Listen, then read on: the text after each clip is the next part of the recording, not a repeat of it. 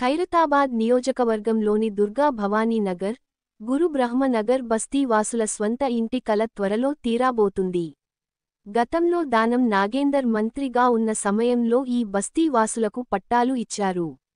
ఇప్పుడు దానం నాగేందరే ఇందిరమ్మ ఇల్లు కట్టి ఇవ్వబోతున్నారు.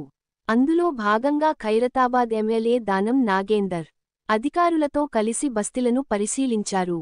G+5 ఫ్లోర్స్లో ఇల్లు నిర్మించి అందరికీ ఇల్లు ఇస్తామని దానం హామీ ఇచ్చారు.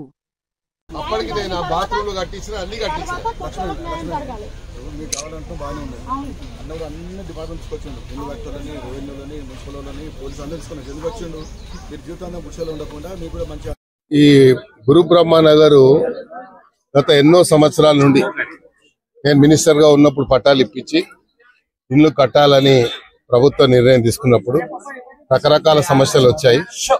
గతంలో కూడా ఇక్కడ రోడ్ ఆక్యుపై అయిపోతే కొంతమంది వ్యక్తిగతంగా వచ్చి ఇక్కడ ఏదో ఎమ్మెల్యే గారు కబ్జా చేపిస్తున్నారు అని చెప్పి ధర్నాలు చేశారు. నేను ధర్నా చేసిన వాళ్ళకి ఏం చెప్పదలుచుకోలేదు. ఈ బస్తీ కాపాడింది నేను, ఈ బస్తీని స్థాపించింది నేను, వీళ్ళకి పట్టాలు ఇప్పించింది నేను, అన్ని చేసింది నేనే. మరి ఈ బస్తీని కూడా పోకుండా కాపాడుకునే బాధ్యత కూడా నాకే ఉంది. కాబట్టి ఎవరెవరో ఏదో స్పీచ్లు ఇస్తే నేను భయపడ్డాను కాదు. నేను చాలా పని చేస్తాను. నేను ప్రజల మనిషిని, ప్రజలకు పనిచేసే వ్యక్తిని. కాబట్టి ఇప్పుడు ఉన్న వాళ్ళందరికీ ఎవరికి అన్యాయం జరగకుండా కట్టాలి అని ఒక నిర్ణయం. దీనికి బడ్జెట్ ఆల్రెడీ ముఖ్యమంత్రి గారు ఇచ్చేశారు. ఆ బడ్జెట్ ఇమీడియట్ గా అంటే రేపు మొదలవుతుంది. కాకపోతే ఇక్కడ ఉన్నవారు అందరు కూడా ఒక ఏకాభిప్రాయానికి వచ్చి అందరు ఏకతాటిపైకి వచ్చి ఏకాభిప్రాయానికి వస్తే అందరి ఇండ్లు మనము కట్టిన వాళ్ళం అవుతాం. కాకపోతే ఏంటంటే ఇలా జనాలు ఎక్కువ ఉన్నారు, ఇండ్లు తక్కువ వస్తాయని ఒక భయం ఉంది. నేను అందుకే అందరికి ఈ సందర్భంలో మాటిస్తున్నాను. ఇక్కడ ఎస్సీఎస్ చేయడం జరిగిందండి. యాక్చువల్ గా ఒక 3 days బ్యాక్ హౌసింగ్ ఎవరు ఉన్నారు? నేను తహసీల్దార్ షేక్పేట, పిడి హౌసింగ్ విజయ్ కుమార్ సార్, తర్వాత డిప్టీ హౌసింగ్ జిహెచ్ఎంసి, తర్వాత ఏసీపీ టౌన్ ప్లానింగ్ వాళ్ళు ఉన్నారు, తర్వాత ఈ జిహెచ్ఎంసి ఆల్ డిపార్ట్మెంట్స్ ఉన్నారు అక్కడ.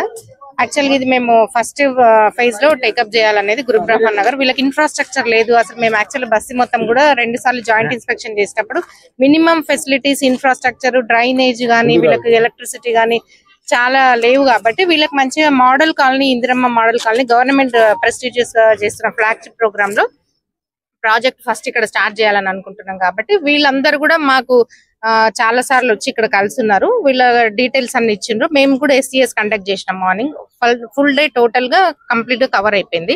ప్రెసెంట్ ఉన్న లిస్ట్ ప్రకారం మాకు 220 పైనే ఉన్నారు. ఇంకా కొంతమంది ఆ రోజు లోకల్ లేనప్పుడు బయటికి వెళ్ళినప్పుడు కూడా వాళ్ళ లిస్ట్ కూడా ఇంకొక 20 దాకా వచ్చినాయి మాకు.